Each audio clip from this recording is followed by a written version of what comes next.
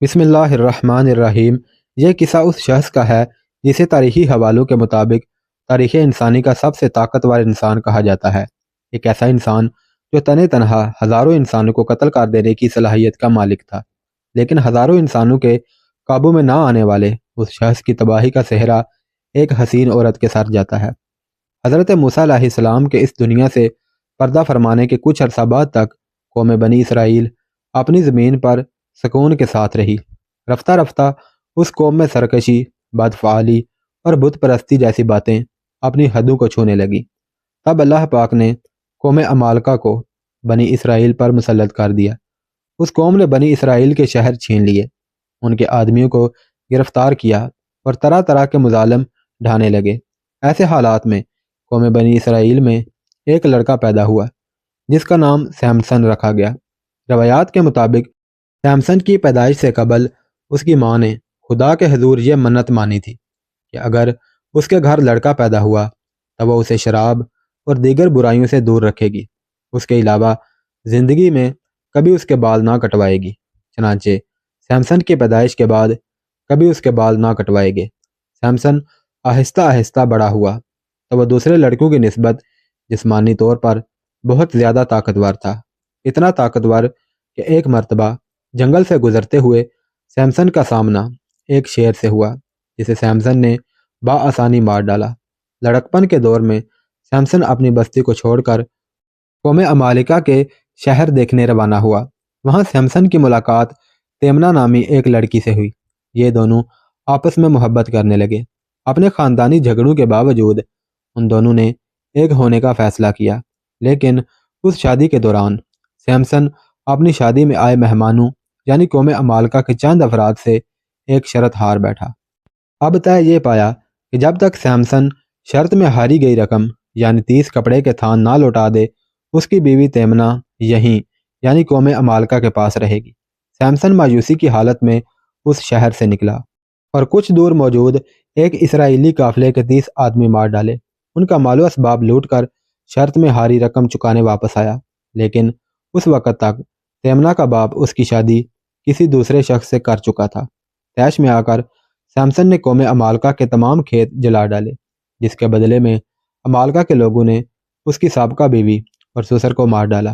اس کے علاوہ انہوں نے قوم بنی اسرائیل کو مجبور کیا کہ وہ سیمسن کو ان کے حوالے کر دیں۔ بنی اسرائیل نے اپنی جان بچانے کی خاطر سیمسن کو قوم عمالقہ کے حوالے کر دیا، لیکن سیمسن نے عمالقہ کے قابو میں آنے کے بجائے محض ایک گدھے کی ہڈی کی مدد سے ان کے 1000 سپاہی مار ڈالے۔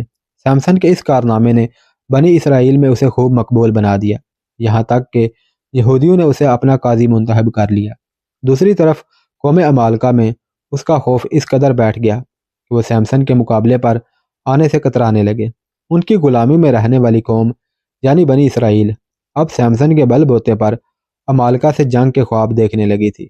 اس مسئلے نے قوم عمالقہ کی نیندیں اڑا دی اور وہ دن رات سیمسن کے خلاف سازشیں کرنے لگے۔ جب کوئی سازش کامیاب نہ ہوئی تو انہوں نے اپنی قوم سے دلائلہ نامی ایک نہایت ہی حسین و خوبصورت عورت کو منتخب کیا اور اسے سیمسن کی طاقت کا راز معلوم کرنے کی ذمہ داری سونپی۔ بدلے میں تمام سرداران عمالقہ نے اسے 1100 چاندی کے سکے دینے کا بھی وعدہ کیا۔ یہ عورت سیمسن سے اس ناز و ادا سے ملی کہ وہ اس کا دیوانہ ہو گیا۔ یہ دونوں مختلف وادیوں میں گھومتے اور محبت کی پینگیں بڑھاتے۔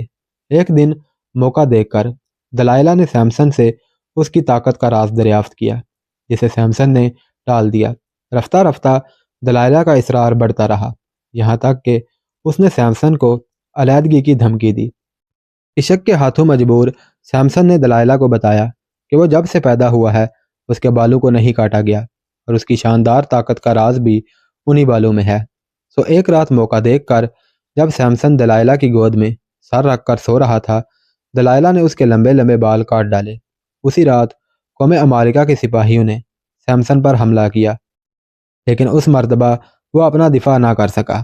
قوم عمالقہ نے سیمسن کو گرفتار کر کے اس کے ساتھ نہایت ذلت آمیز سلوک کیا۔ زنجیروں میں جکڑ کر اس کی آنکھیں نکال دی گئیں، بعد ازاں ایک اندھیری کوٹری میں بند کر دیا۔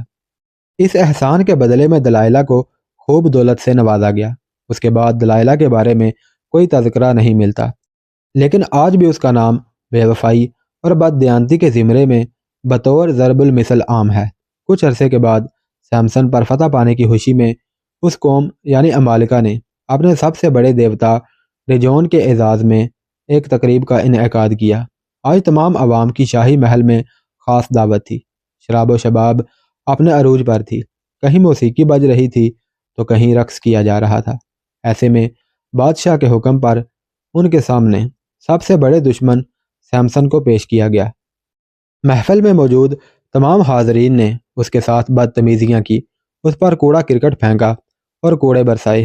قوم امالکہ فتح کے نشے میں چور عیاشیوں میں مصروف تھی۔ دوسری طرف سیمسن نے اپنے گناہوں سے توبہ کرتے ہوئے اللہ پاک سے اس کی طاقت بحال کرنے کی دعا مانگ رہا تھا۔ اس کی یہ دعا قبول ہوئی اور سیمسن کی طاقت لوٹ آئی۔ سیمسن کو جن دو مضبوط ستونوں کے بیچ کھڑا کیا گیا تھا، اس نے اپنے زور بازو سے انہیں دھکیلنا شروع کر دیا۔ کچھ ہی دیر میں یہ ستون گر گئے اور دیکھتے ہی دیکھتے سارا محل زمین بوس ہو گیا۔ بعض مورخین اسے تاریخ انسانی کا سب سے پہلا خودکش حملہ بھی قرار دیتے ہیں۔ اس حملے میں سیمسن کے ساتھ ساتھ تقریباً 3000 لوگ مارے گئے۔ اس کے باوجود آئندہ چند سالوں تک بنی اسرائیل قوم امالکہ کے زیر تسلط ہی رہی، یہاں تک کہ اللہ تعالیٰ نے اسے امالکہ کے پنجے سے چھڑانے کی خاطر حضرت داؤد علیہ السلام کو منتخب کیا، جنہوں نے اپنی گلیل کے ذریعے امالکہ کے سب سے طاقتور انسان جالوت کو مار گرایا اور آخر کار بنی اسرائیل کو قوم امالکہ پر فتح نصیب ہوئی۔ یہ واقعہ بائبل اور تلمود میں موجود ہے، جبکہ مختلف مسلمان مورخین نے بھی اسے اپنی تفاسیر اور تاریخی کتابوں میں شامل کیا۔